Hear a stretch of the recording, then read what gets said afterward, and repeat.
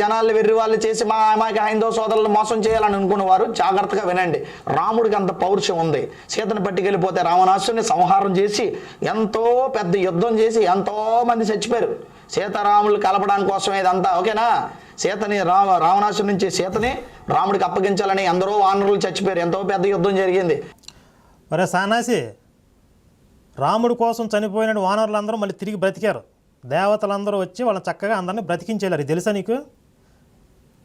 రాముడు తీసుకొని వచ్చాడు, పోనీ వచ్చింది కదా, రాముడే తెచ్చేశాడు. ఆ యొక్క భార్యకు సొంత పౌరుషంగా పోరాడాడు. బాగుంది.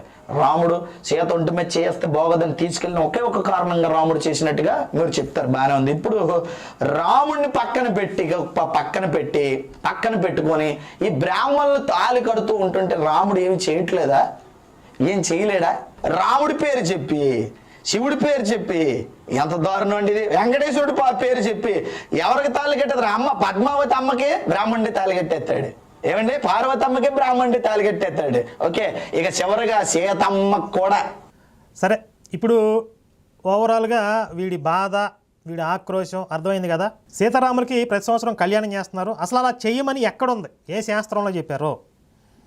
పోనీ చేసినప్పుడు రాముడు ఏమైనా తాళి కడుతున్నాడా? బ్రాహ్మణులు, ఆర్యబ్రాహ్మణులు అంట, ఆర్యబ్రాహ్మణులు తాళి కడుతున్నారు. ఇది ఎక్కడి ఆచారం, ఇది ఎక్కడి దుర్మార్గం అని అంటున్నాడు వీడు. ఫస్ట్ వీడికి చెప్పు పేడలో ముంచి కొట్టినట్టుగా సమాధానం చెప్పాలి అంటే అసలు శాస్త్రంలో ఎక్కడుందని అడిగాడు కదా వీడు. అరే కొండముచ్చు తొణమహోడ, ఆగమ శాస్త్రాలు అని ఉంటాయి తెలుసా నీకు?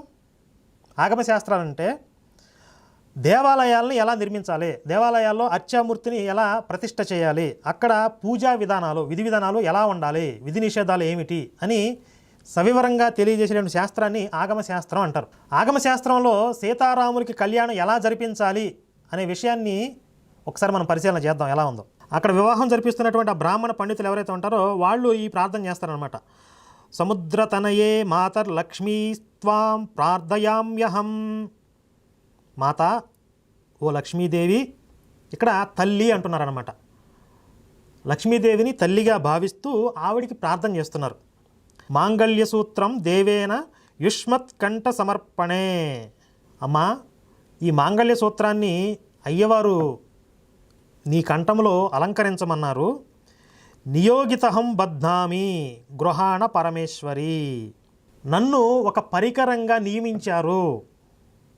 ఆయన యొక్క చేతికి తాకించి, రాముల వారి చేతికి తాకించి ఆయన పరికరంగా ఈ యొక్క మంగళసూత్రాన్ని నీకు అందజేస్తున్నాను, స్వీకరించు తల్లి అని ప్రార్థన చేసి ఆ మంగళసూత్రాన్ని అక్కడ ధరింపజేస్తారు. ఇది అర్చామూర్తిగా ఉన్నటువంటి సీతారాములకి కళ్యాణం జరిపేటటువంటి సందర్భంలో శాస్త్రం చెప్పినటువంటి విషయం. పరమాత్మ మొత్తం 4 తత్వాలతో 4 రూపాల్లో వసిస్తూ ఉంటాడు. ఒకటి విశ్వవ్యాపితమైనటువంటి నిరాకార పరబ్రహ్మతత్వము.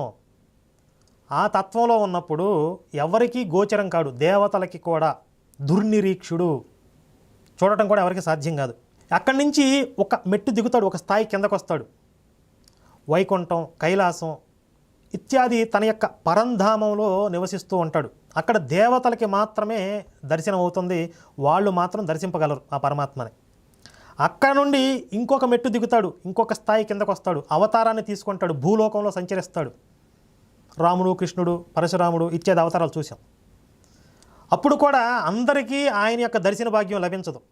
ఎవరో కొంతమంది కారణజన్ములు, దేవత అంశలతో జన్మించిన వాళ్ళు, ఆయన యొక్క పరివారము, ఇలా కొంతమందికి మాత్రమే ఆయనతో నివసించేటటువంటి, దర్శించేటటువంటి, సంభాషించేటటువంటి, ఆయన్ని ఆరాధించేటటువంటి సౌభాగ్యం లభిస్తుంది. కాబట్టి అక్కడి నుండి ఇంకొక మెట్టు కిందకి దిగుతాడు, ఇంకొక స్థాయి కిందకు వస్తాడు, అర్చామూర్తిగా. అది మనకి దేవాలయాల్లో ప్రతిష్ఠితమైనటువంటి అర్చామూర్తి అవతారాల్లో వస్తాడు.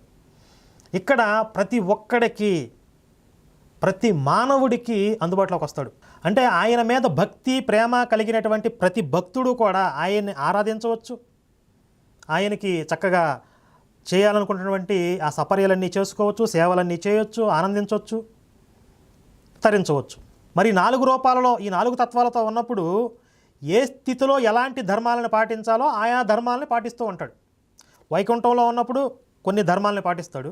అవతారంలో ఉన్నప్పుడు రాముడిగా వచ్చాడు అనుకోండి, మానవ ధర్మాలకి పరిమితమై తన యొక్క దివ్యత్వాన్ని వాడకుండా, దైవత్వాన్ని వాడకుండా మానవ ధర్మాలకి పరిమితమై ప్రవర్తిస్తూ ఉంటాడు.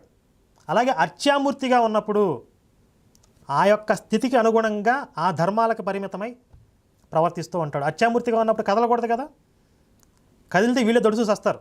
ఎవరో ఈ పాషాండ మతస్థులు, లేకపోతే ఈ రాక్షస అంశాలతో జన్మించినటువంటి ఈ పింజారీ పాస్టర్లు కొంతమంది, వీళ్ళు గుండెలు పగిలి చస్తారు.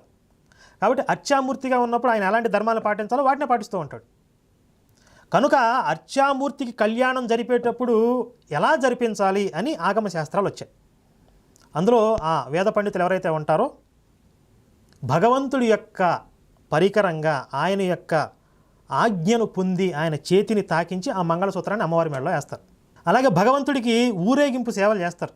మరి ఆయన నడుచుకుంటూ వీధుల్లో తిరగడు కదా, ఆయన పల్లకీలో పెట్టి మరి బ్రాహ్మణులు కావచ్చు, పండితులు కావచ్చు, భక్తులు కావచ్చు మోసుకుంటూ ఉత్సవంగా వీధుల్లో ఊరేగిస్తారు. వాళ్ళని పాదభూతులు అంటే భగవంతుడి యొక్క పాదాలుగా వాళ్ళని భావిస్తారు. పల్లకీ సేవ జరిగేటప్పుడు వాళ్ళని పాదభూతులు అని ఎలాగంటామో, కళ్యాణ సేవ జరిగేటప్పుడు వీళ్ళని భగవంతుడి యొక్క చేతి పరికరంగా భావించి ఆ మంగళసూత్రాన్ని ధరింపజేయడం జరుగుతుంది. ఇవి ఆగమ శాస్త్రాలలో వివరించినటువంటి, విధించినటువంటి నియమాలు. అలాగే ఇందులో ఇంకొక అంశం ఏంటంటే ప్రకృతి పురుషుడు అంటారు కదా. పురుషుడు అంటే పరమాత్మ, ప్రకృతి అంటే సమస్త సకల జీవరాశి. ఈ సమస్త సకల జీవకోటి అంతా కూడా స్త్రీగానే పరిగణింపబడుతుంది. ఆయన ఒక్కడే పురుషుడు, పరమాత్మ ఒక్కడే పురుషుడు. కాబట్టి అక్కడ వేద పండితులైనా మనమైనా ఎవరైనా సరే భగవంతుడి ముందు ప్రకృతిలో భాగమైనటువంటి స్త్రీగానే పరిగణింపబడతారో అక్కడ పురుషుడు అనేవాడు ఉండడు అక్కడ. అందుకే ఆయన్ని జగన్నాథుడు, జగత్పతి అంటారు. ఈ జగత్ అంతటికీ కూడా నాథుడు ఆయనే, భర్త, భరించేవాడు, పోషించేవాడు, రక్షించేవాడు. ఆయన ముందు ఇంకొక పురుషుడు ఉండడం, ఇది ఒక ముఖ్యమైనటువంటి అంశం. అలాగే అక్కడ వేద పండితుడు ఏమైనా భావిస్తున్నాడు, అమ్మవారిని తల్లిగా భావిస్తున్నాడు. అంటే ఈ పింజారి వెధవలో తల్లి దగ్గర స్తన్యపానం చేస్తున్నటువంటి బిడ్డను చూసినా కూడా వీళ్ళు కామంతోనే దాన్ని చూస్తారన్నమాట. దీనికి రిలేటెడ్గా ఇంకొక అంశం చెప్పాలంటే, అంటే శాస్త్ర ప్రమాణం ఎలా ఉంటుందని చెప్పాలంటే, భీష్ముడు ఒకసారి పిండ ప్రదానం చేస్తున్నాడంట తండ్రి గారికి. సాక్షాత్తుగా ఆయన తండ్రి ఆ పిండాన్ని స్వీకరించడానికి వచ్చాడంట. ఆ పిండాన్ని తను స్వీకరించడానికి చేయి చాచినప్పుడు చూశాడు భీష్ముడు. ఆ చేయి చూసి తండ్రి గారిదని అర్థం చేసుకుని ఆ చేతిని పక్కకు తోసివేశాడంట. తోసివేసి శాస్త్ర ప్రకారం, శాస్త్రం ఎలా శాసించిందో అలా ఆ పిండాన్ని, ముద్దని దర్భల మీద పెట్టాడు. శాస్త్రం ఎలా చెప్పింది ఇలాగే చేయాలి.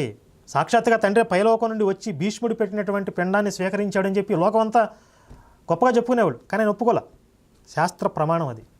అలాగే అర్చామూర్తిగా ఉన్నటువంటి భగవంతుడికి కళ్యాణం ఎలా చేయాలి అనేది శాస్త్ర ప్రమాణం ఉంది, దాన్ని అనుసరించి జరిపించాలి. అసలు వీడు పెళ్లి గురించి పెళ్లి పెద్దలాగా, పెళ్లి మంత్రాలు రాసినటువంటి మహాకవిలాగా మాట్లాడుతూ ఉన్నాడు. వీడు భర్త తాళి గడితేనే పెళ్ళైనట్లు కదా అంటున్నాడు.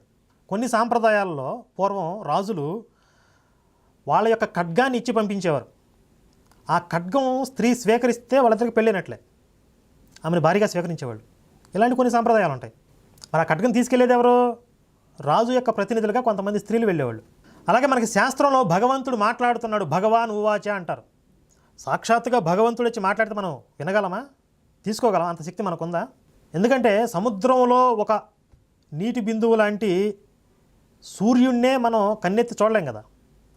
మరి అలాంటి కోటాను కోట్ల ప్రకాశవంతమైనటువంటి నక్షత్రాలని, గ్రహాలని సృష్టించి, నిర్వహించి, లయం చేస్తున్నటువంటి పరమాత్మని మనం డైరెక్ట్గా చూడగలమా, చూసి బ్రతకగలమా, ఆయన వాక్కుని వినగలమా, తీసుకోగలమా? కాబట్టి మనకి మన స్థాయిని బట్టి ఆయన కొన్ని మెట్లు దిగి వచ్చి మనకు అందుబాటులోకి వస్తే, ఈ దరిద్రపు వెధవలో, ఈ అనాకాణి వెధవలో వీళ్ళు భగవంతుడి మీద అవహేళన చేస్తారా?